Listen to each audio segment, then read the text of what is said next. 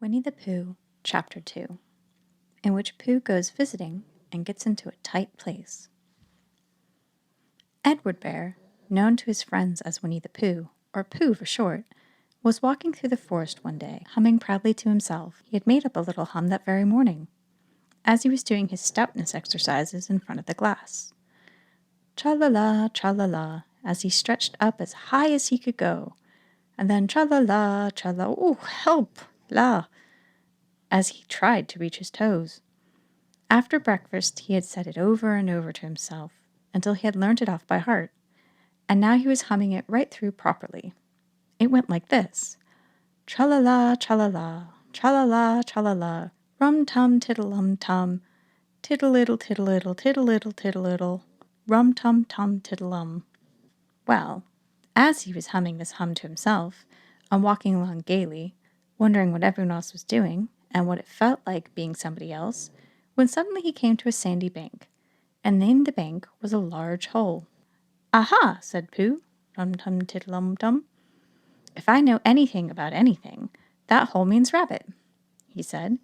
"And rabbit means company," he said. "And company means food and listening to me humming and such like. Rum-tum-tum, tiddle-um." So he bent down, put his head into the hole, and called out, "Is anybody home?" There was a sudden scuffling noise from inside the hole, and then silence.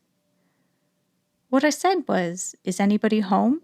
called out Pooh very loudly. "No," said a voice, and then added, "You needn't shout so loud. I heard you quite well the first time." "Bother," said Pooh. "Isn't there anybody here at all?" "Nobody." Winnie the Pooh took his head out of the hole and thought for a little. And he thought to himself, there must be somebody there, because somebody must have said nobody. So he put his head back in the hole and said, "Hello, Rabbit. Isn't that you?" "No," said Rabbit, in a different sort of voice this time. "But isn't that Rabbit's voice?" "I don't think so," said Rabbit. "It isn't meant to be." "Oh," said Pooh. He took his head out of the hole and had another think. Then he put it back and said, "Well, could you very kindly tell me where Rabbit is?" "He's gone to see his friend Pooh Bear, who is a great friend of his." "But this is me," said Bear, very much surprised. "What sort of me?" "Pooh Bear." "Are you sure?" said Rabbit, still more surprised. Quite sure," said Pooh. "Oh, well, then come in." So Pooh pushed and pushed and pushed his way through the hole, and at last he got in. "You were quite right," said Rabbit, looking him all over. "It is you. Glad to see you." "Who did you think it was?" "Well, I wasn't sure. You know how it is in the forest. One can't have anybody come into one's house. One has to be careful. What about a mouthful of something?" Pooh always liked a little something at 11 o'clock in the morning, and he was very glad to see that Rabbit getting out the plates and mugs.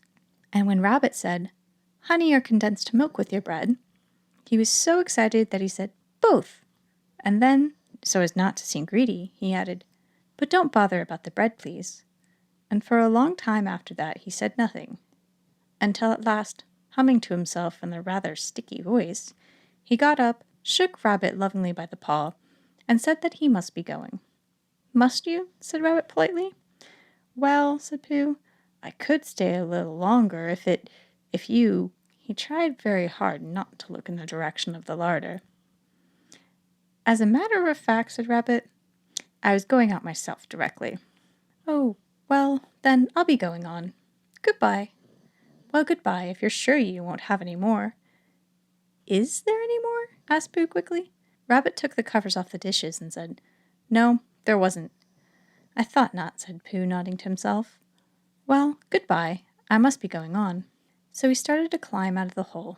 He pulled with his front paws and pushed with his back paws, and in a little while his nose was out in the open again, and then his ears, and then his front paws, and then his shoulders, and then— "Oh, help!" said Pooh.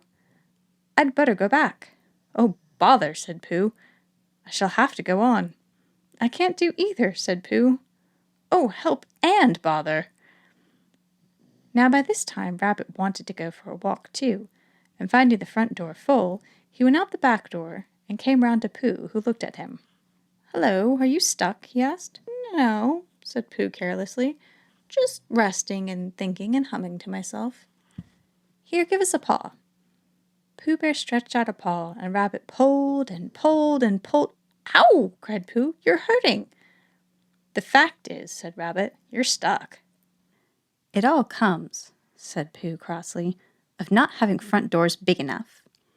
It all comes, said Rabbit sternly, of eating too much. I thought at the time, said Rabbit, only I didn't like to say anything, said Rabbit. That one of us was eating too much, said Rabbit. And I knew it wasn't me, he said. Well, well, I shall go fetch Christopher Robin. Christopher Robin lived at the other end of the forest, and when he came back with Rabbit and saw the front half of Pooh, he said, Silly old bear, in such a loving voice that everybody felt quite hopeful again.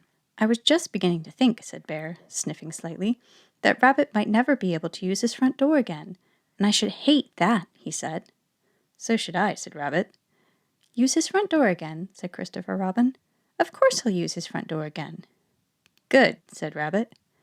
If we can't pull you out, Pooh, we might push you back. Rabbit scratched his whiskers thoughtfully and pointed out that once Pooh was pushed back, he was back. And of course nobody was more glad to see Pooh than he was. Still there it was. Some lived in trees and some lived under the ground, and... You mean I'd never get out? Said Pooh. I mean, said Rabbit, that having got so far, it seems a pity to waste it. Christopher Robin nodded. Then there's only one thing to be done, he said. We shall have to wait for you to get thin again. How long is getting thin take? Asked Pooh anxiously. About a week, I should think. But I can't stay here for a week. You can stay here all right, silly old bear. It's getting you out which is so difficult. We'll read to you, said Rabbit cheerfully. And hope it won't snow, he added. And I say, old fellow, you're taking up a good deal of room in my house. Do you mind if I use your back legs as a towel horse? Because, there they are, doing nothing, and it would be very convenient just to hang a towel on them. A week, said Pooh gloomily. What about meals? I'm afraid no meals, said Christopher Robin, because of getting thin quicker. But we will read to you. Bear began to sigh, and then he found he couldn't, because he was too tightly stuck. And a tear rolled down his eye, and he said, Then would you read a sustaining book, such as would help and comfort a wedged bear in great tightness? So for a week, Christopher Robin read that sort of book at the north end of Pooh, and Rabbit hung his washing on the south end. And in between, Bear felt himself getting slenderer and slenderer. And at the end of a week, Christopher Robin said, Now. So he took hold of Pooh's front paws, and Rabbit took hold of Christopher Robin, and all Rabbit's friends and relations took hold of Rabbit, and they all pulled together. And for a long time, Pooh only said, Ow! And ooh! And then all of a sudden he did pop, just as if a cork were coming out of a bottle.